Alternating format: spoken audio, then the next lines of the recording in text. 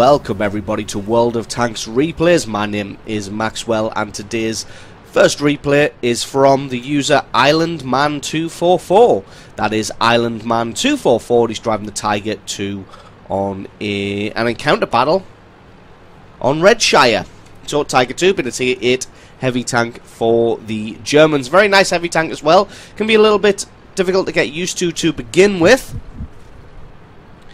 And learn its specific nuances and how to play it, but obviously just like most German tanks, it's all about angling that front plate and trying to protect your lower plate, so trying to get half hull down.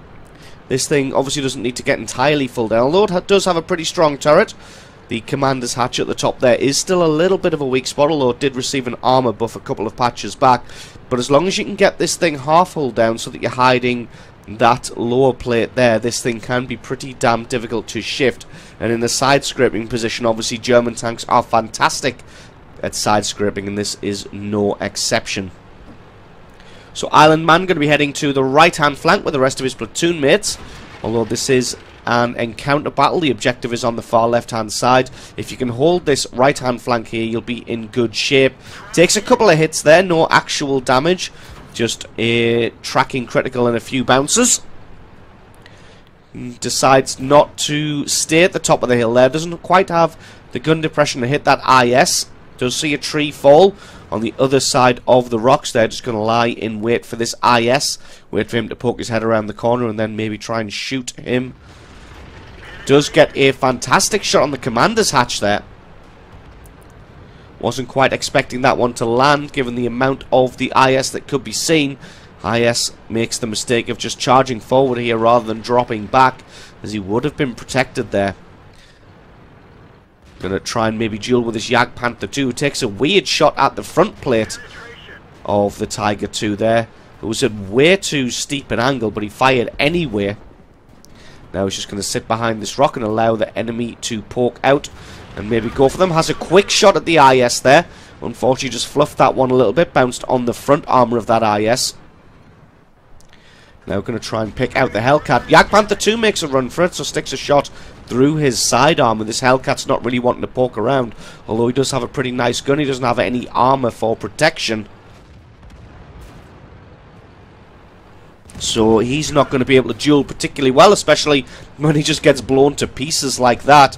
Islandman did take some damage in return, though. This IS still threatening to push around the corner here. Takes a big hit in the face, doesn't fall back, and Islandman's looking to get a hit on him. Does get a shot, but it's only a critical. Decides not to wait out the reload of his gun as that IS, he doesn't want to take any damage back from that IS. Getting hit now from an E25 in the background, so decides to push all the way back and gets a nice shot through the side of another Tiger 2 to take him out. Now going to push down on this Black Prince. There's only a Black Prince and an IS left in this position, both of them being tier 7s. Black Prince got a very lackluster gun as well. Islandman focuses on the IS. It's better to take him out, as like I said, the Black Prince has a little bit of a lackluster cannon. Switches his attention up to the Jagdtiger 88 here, as he can be a difficult customer. Lands a nice shot on him. Jagdtiger 88 still hasn't moved off either.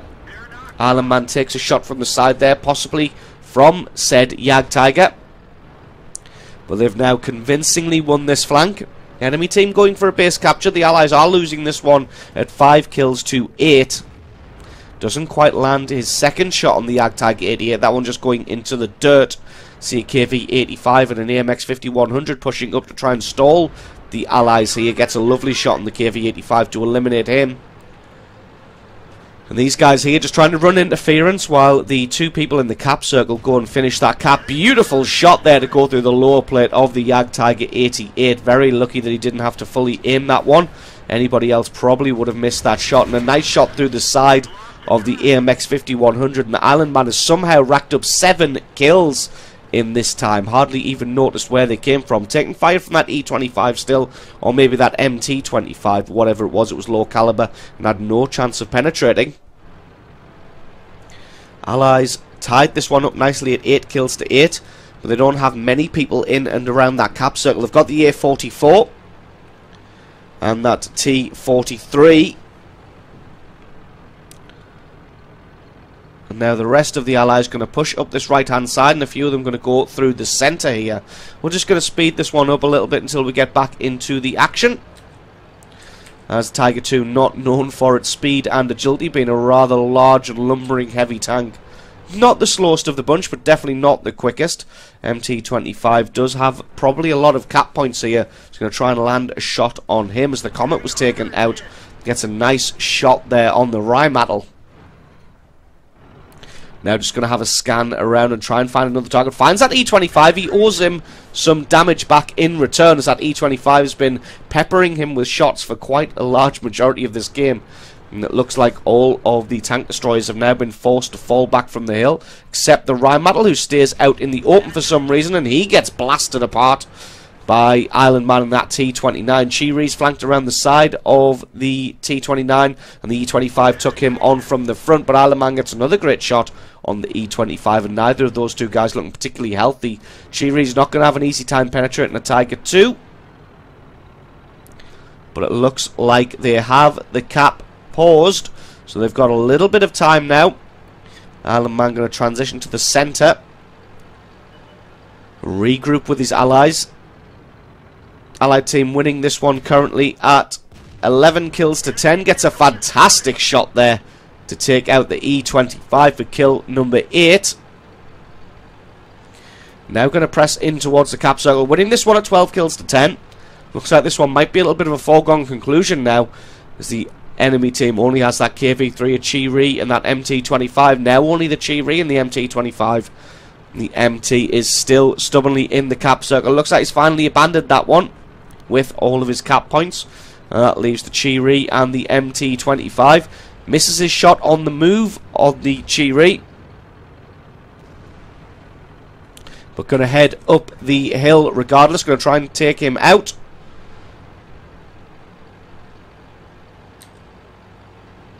Pokes his head over the top. And the Chiri's made a move around the side. He's got the alpha damage. He's got the accuracy. That's kill number 9.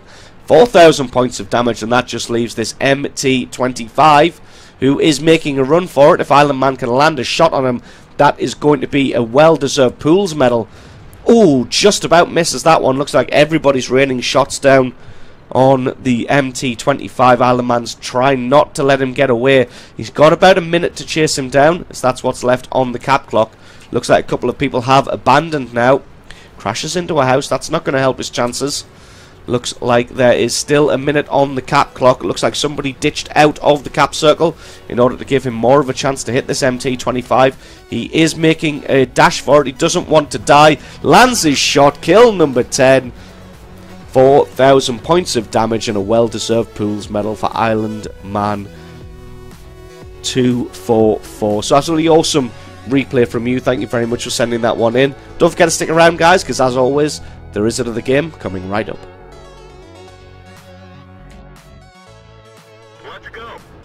And our second replay is from the user Mule Kicking.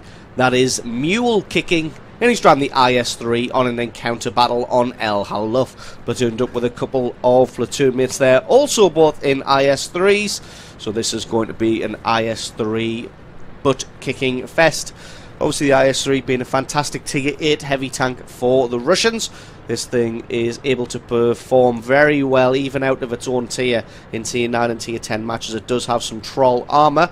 Obviously if you know how to penetrate this thing, it can be you can make short work of it, no problem whatsoever. But if you take snapshots, badly aimed shots, or just aren't quite 100% up on your IS-3 weak spots, then this thing can be incredibly difficult to deal with, even with much higher caliber or higher tiered guns.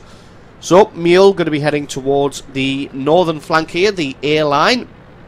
Rest of the team spreading out across the map. In fact, most of the team haven't moved from the far right hand side there. Not sure what one of his platoon mates is doing, taking a circular route around the back of some rocks there. But anyway, back to this. Not very many people have gone to the north. Mule Kicking gets a great shot on that Hellcat there, and as you can see, the Hellcat got a nice gun with some decent penetration, but just about manages to bounce the IS-3. Unfortunately for him, he's gotten stuck on the rocks trying to get himself back, and he gets taken out. That's a quick kill number 1 now for Mule Kicking. And there is a 59-16. Not sure why he's poking his head out to try and duel with an IS-3 here. And he decides that discretion is the better part of valor and just falls back. Here comes the rest of the enemy team though. There's a Tiger 2 around behind that VK-3001P. KV-85 says, nope, you're not going to have the rear shots on my ally here, but takes a whack in the face for his trouble. You can see the other Tiger 2 in the north there just pressing around the corner. He's going to take no guff from these swines. A little bit of a standoff at the moment. Nobody really wanting to poke out and make the first mistake or take the first shot. Looks like the VK-3001 did get himself into a little bit of a bad position there. Mule Kicking hasn't really got very good shots on anybody. Did see a little bit of the side armour of Tiger 2 there. Unfortunately, wasn't able to aim long enough to get a hit on him. This KV-85 probably isn't going to survive very long as a Tiger P appears from the north now. And he gets taken out and just becomes an obstacle. One of his platoon mates and the other IS-3 arrives here, and they can maybe start to put up some defence. Unfortunately for the allies, the Tiger 2 and the Tiger P there are pretty well defended by the corpse of that Hellcat there, and that KV-85 corpse getting in everybody's way. So Mule Kicking decides to flank around the southern side of this rock. Hopefully he's not going to take any fire from the camping tank destroyers here. It looks like their attention may be held by the other platoon mate in the IS-3 in the far south there. So Mule Kicking going to head up the hill and try and get some rear shots on some of these tanks. I'll just spot out who he can in this area. Nobody appearing just yet. There we go. Finds a couple of tanks here. It's a great shot through the side arm of that T-34. T-34 spends a little bit too long aiming and isn't able to get any damage there. Now he's really caught between a rock and a hard place, although his armour is just holding up against the onslaught of this IS-3. He can't push forwards as there is another IS-3 and an SU-100Y there, and he can't fall back because that's going to allow Mule Kicking here to get damage on him. Going to try and put one through the commander's hatch, and thanks to the angle with him having the elevated ground, that one's able just to sail straight through the turret. This T-34 needs to do something here. To be honest, what he's really going to have to do is just push around the corner like he's doing there. Maybe not with his rear armour facing forward, but that's definitely the right move that he had to make there. Was to push around the corner and hope these allies come with him, and indeed the allies do come with him. Unfortunately, Mule does have some nice shots on this Tiger P. Gonna go for another good shot through the turret there. A T-28 prototype appears. And this thing, not the best tank destroyer in the world, but it does also, just like the IS-3, have some very, very troll armour. Gonna keep focusing on this Tiger P instead, though. Take him out, hopefully. Get a gun off the battlefield. Does take a shot from the T-28 prototype, but that one doesn't penetrate. Going to now switch his attention across to that as the Tiger P gets out of there. Thinking about going for the cheeks of this thing here. Has a shot and that one goes straight through there, even though the penetration indicator said it might not. Tiger P is coming with the T-28 prototype. He's got to be careful though, because he is just a one-shot now. And Mule Kicking is going to back off and try and fight a fighting retreat here. Going to try and get another shot through the cheek of that turret, which indeed he does put through. Doesn't take any damage in return, which is very, very nice. Going to continue to back off. Backs off just far enough to allow his gun to reload as that T-28 prototype comes around the corner. Although the T-28 is thinking better of this one. You can see his ally here fighting back to back. And he's got a Tiger 2 to square off against. Mule Kicking going to be pointing his gun in that direction as the T-28 and the Tiger P haven't pushed over the top yet. He is taking fire from the left-hand side. Probably from that Rheinmetall or the VK-3601. Does have the T-28 prototype in front of him here, but he doesn't have the gun depression. T-28 prototype did take a hit from something. I'm not too sure what, though, as it was a small amount of damage from that left-hand side, which is unusual. Gets his track taken out by the Tiger P. One good shot on this Tiger P should be enough to take him out. Didn't penetrate the armour.